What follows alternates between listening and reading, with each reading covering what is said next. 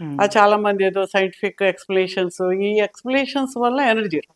హ్మ్. మంచి సబ్జెక్ట్ చెప్పొచ్చు. నిన్న మొన్న ఒక యాడ్ ఎవరికో చూశాను. హ్మ్. నాకు మొన్నటి వరకు చక్రాస్ అంటే ఎప్పుడు వెళ్ళలేదు. హ్మ్. ఇప్పుడు నాకు చక్రాస్ తెలిసిపోయాయి. మీరొస్తే నేను చక్రాస్ మీద క్లాస్ చెప్తాను. మీరు బాగైపోతారు. హ్మ్. ఎలా బాగవుతారు? చక్రాస్ మీద నువ్వు ఏది షట్చక్ర నిరూపణ అని ఉంది మన ఒరిజినల్ టెక్స్ట్. హ్మ్.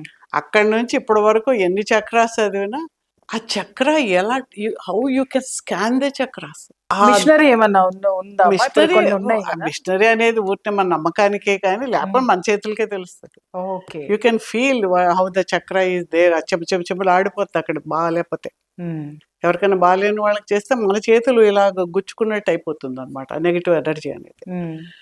అలా మనం టీచ్ వాళ్ళకే తెలుస్తుంది ఎనర్జీ లోపలికి వెళ్ళడం, ఆ లోపల ఇలా మూవ్ అవుతున్నట్టు, ఆ అడ్జస్టింగ్ దట్ ఆర్గాన్ కూడా they can yes, feel. I can feel అమ్మా. యా. మీరు శక్తిపాత నేర్పారు కదా, నేను అది చేస్తున్నప్పుడు అది వెంటనే నాకు ఆ ఎనర్జీస్ అక్కడ తెలిసిపోతుంది.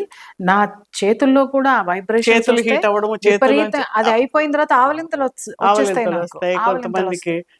త్రేనుపుల్లాగా వస్తాయి, చెమట పడుతుంది, కొంతమందికి కళ్ళలో నీళ్ళు వస్తాయి. ఎస్.